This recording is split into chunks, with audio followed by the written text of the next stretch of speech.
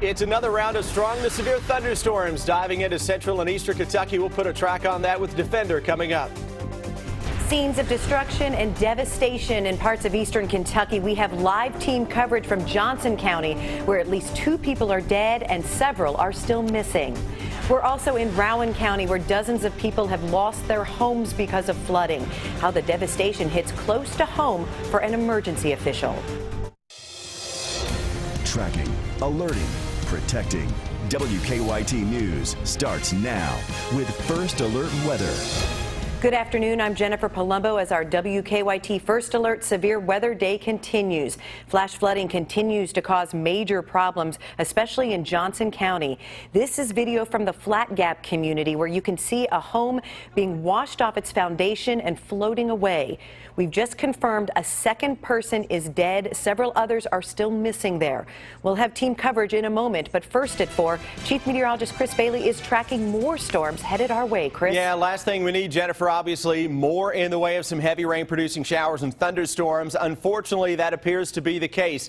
Northern Kentucky with a severe thunderstorm watch until 8 o'clock this evening. Don't be surprised if we don't see an additional watch issued farther to the south as we go through the next couple of hours. What we are tracking now is the initial burst of heavier rains that started out today across southern Kentucky on out of the region, produced another round of severe weather. Southern Kentucky, still some flash flood warnings that are out for parts of Pulaski County, through London, into Knox County, it's Laurel County, Knox County, and into parts of Harlan and Bell counties, also into Jackson and Rockcastle counties as well. Not a whole lot across central and eastern Kentucky, so let's take you into northern Kentucky. Right on top of the Covington, Cincinnati area, line of thunderstorms developing once again. That line is slowly dropping toward the south and southeast. That's why we have that severe thunderstorm watch out for northern Kentucky. You look at Defender, and the strongest part of this initial line is off to our north and northeast. It is aimed more toward the Ashland-Huntington area than it is central Kentucky. But what's happening now, we're beginning to see this developing a little bit of a tail back into southern parts of Indiana. So what will happen over the next few hours, we're likely to see that line come together farther to the west and southwest. So that means more storms drop in as the evening wears on. A few of those could be strong or severe. The main threat would be from the damaging wind and large hail potential with those storms that make their way on in quickly from north to south. Flash flood threat goes without saying. It is off the charts yet again. Ground simply can't hold another drop of rain. Unfortunately, Jennifer, as those storms make their way on in, they're going to contain a lot of heavy rain. Some areas may pick up another inch or so of water as we go through the evening. That would be enough to cause renewed high water issues, and of course we'll be tracking it all evening long. Thanks, Chris. The images coming in from the scene are heartbreaking, and the devastation is massive. Check out this new video we just received back in the past hour from WKYT Sky First. We flew over the flooding devastation in Johnson County. The governor has issued a state of emergency after floodwaters damaged or destroyed hundreds of homes. 2 people are dead, several remain missing. While flash flooding impacted many parts of the state, Johnson County was hardest hit, especially the Flat Gap, Red Bush, and Staffordsville communities. WKYT's Amber Philpott is live in Paintsville, where relief and rescue operations are being organized. Amber? Good afternoon to you, Jennifer. You know, the sights here in Johnson County truly are pretty unbelievable. Today it has been about searching for those that are still missing. We believe that number to still be around 7. For others, it's been about the difficult task of trying to piece their lives back together. Now, right across the hall here at Johnson Central High School, we are awaiting an update from Kentucky State Police and also other county officials on some new information about the ongoing efforts here in Johnson County. Again, that is right across the hall. As soon as they begin that news conference, we will get you to that live for sure, and hopefully get some new information. Now, the areas affected, they're about 4 miles from where I am here at Johnson Central High School here in Paintsville. Again, Jennifer mentioned it's that Staffordsville area, the Red Bush area, and the Flat Gap community. There are checkpoints in those areas. No one gets in unless you are okayed to do so. I want to bring in WKYT's Mike Linden. He was actually granted a tour were on the ground today. And Mike, I have to believe when you see this devastation up close and personal, we said it's unbelievable. I can't imagine what it must have looked like today. It slowly became something that it's unimaginable, really. I mean, you saw mud on the roadway, you went a little bit farther, then you saw the road starting to give way, and then it just opened up to something that a lot of people are glad that they're still alive to this day. And you've got some video to show us right now, right? Yes, I spoke with one woman who says that her and her family, again, she's just glad that they're alive. This is the end of our trailer, half of it.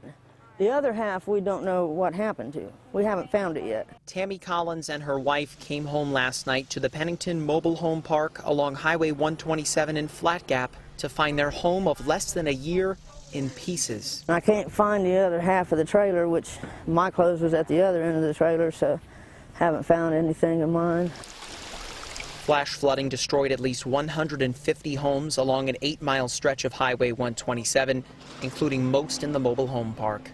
Collins says her dog Harley was home alone during the flooding. This is Harley. He made it out of the trailer, and our next door neighbor Brian rescued him probably about a mile down the river here. While her home is gone, Collins says she's glad her family is okay. I'm happy, very happy. I don't know what I'd done if I'd lost him. Wow, so you told me just now you're pretty impressed by how positive folks are staying, right, Mike? Everyone that I spoke to kept mentioning the same thing. At least we're here talking to you. We have our family. Most people had their families there helping them clean up, and that seemed to be it. Just turn over a new leaf. That you've just got to move forward from here. And I mean, my heart goes out to all of the people that I met today. It was pretty devastating to see. Yeah. Well, something else that is going on. Again, we're waiting for that newser to get started, but we also want to show you what. All right, the newser has just started. Let's go over there and get some new information from Kentucky State Police and other county officials here in Johnson County. What we talked about this morning. The area is still a restricted area at this time. The recovery, the rescue and search efforts continue, and will so throughout the night. Within the hour, we can confirm that there was another elderly female that was located by a resident. She was located in debris. That resident contacted the command post. First responders responded to the scene, and is that on? We're having, I can't. Maybe if we turn this. that's not the right one. Okay. Yeah. Very hard.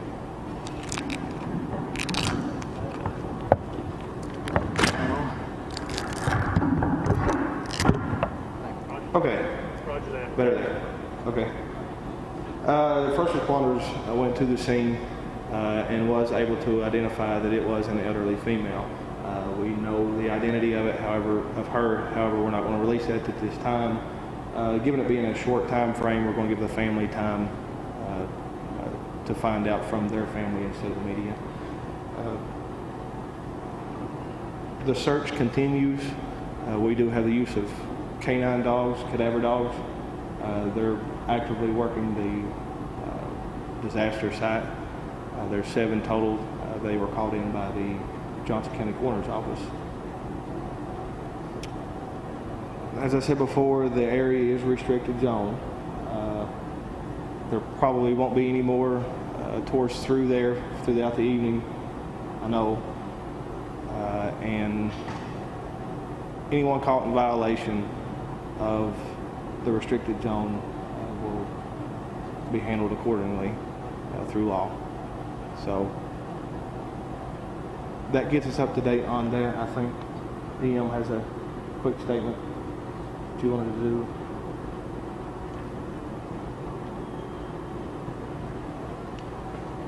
And just a couple items. Wanted to mention a couple of announcements. The Johnson County Health Department will be giving out free tetanus shots in the community. The location of that will be right at the junction of 40 on 72 at the church there. That is the closest facility that we have to the scene of the disaster that has electricity. So that will be the location where we will be distributing the tetanus shots tomorrow. Also, Johnson Central High School today has put together a pod, P-O-D, in emergency management terms, that's points of distribution. You all probably noticed in the cafeteria, they've had supplies located that they're collecting for the individuals affected by the disaster.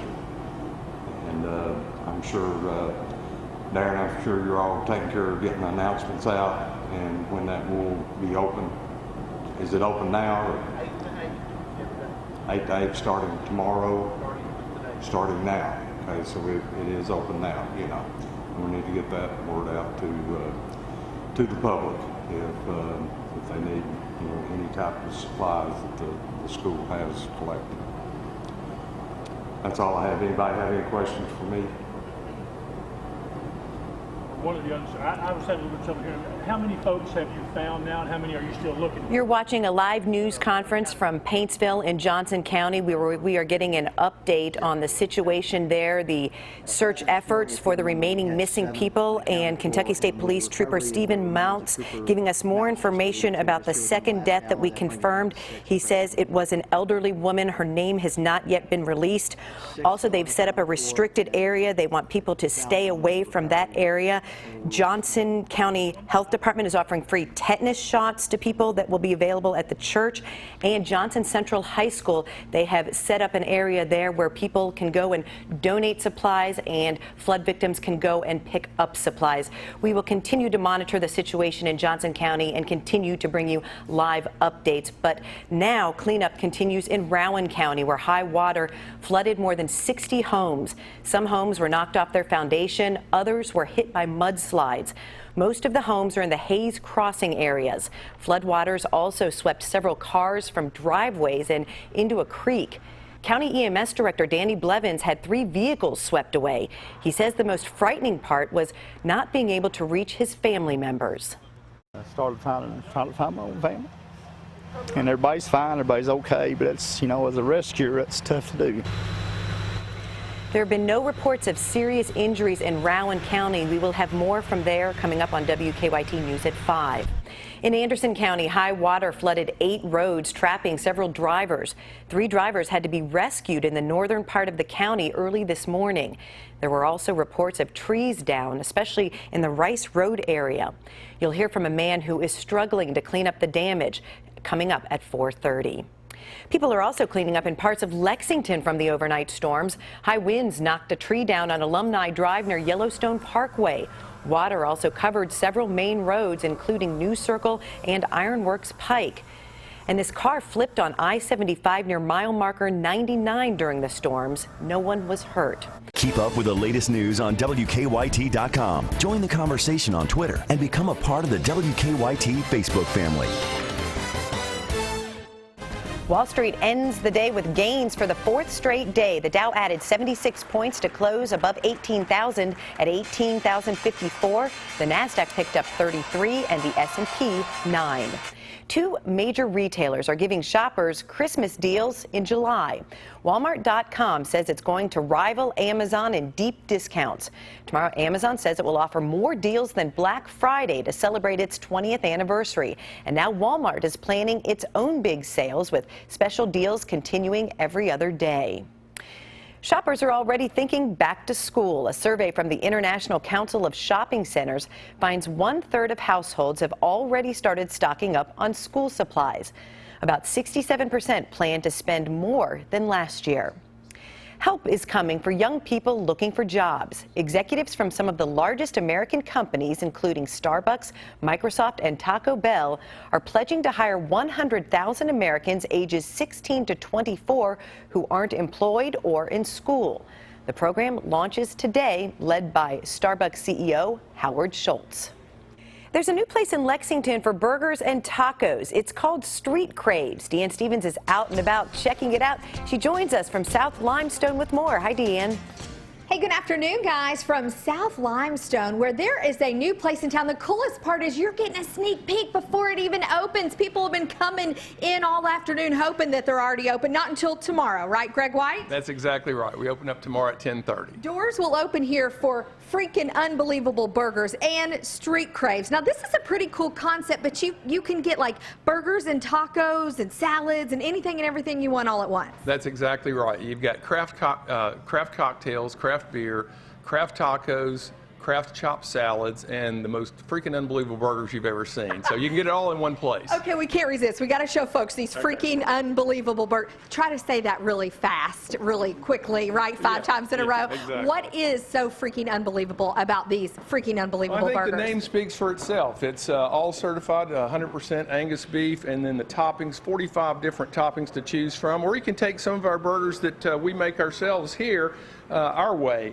Make it your way, our way, but you can see this is the Ancho Barbecue burger here. This is our original freaking unbelievable burger, and this right here is the fire burger, guaranteed to bring a little heat to you. So that's our typical burger right there. You got to have a freaking unbelievable big mouth to get it around there, right? You know what? I think we can both handle that. Now watch it, Greg White. Watch it. Okay, so folks can stop in here. You guys open what time tomorrow? We open at 10:30 tomorrow, Tuesday. Yes. And tell folks where you're located. We're located on Limestone, right at the corner of Euclid and Limestone, right next to Kennedy Bookstore and next to Pazos. You got a great little deck out there, fabulous atmosphere. You want to come see it for yourself. Now, the coolest part is, and we're going to show you a sneak peek of that too, coming up at 4:50, we're taking you into Street Craves, another new place connected to freaking unbelievable burgers. You got to check that out too. We'll give you a sneak peek coming up at 4:50. I'm Deanne Stevens, out and about. Back to you guys.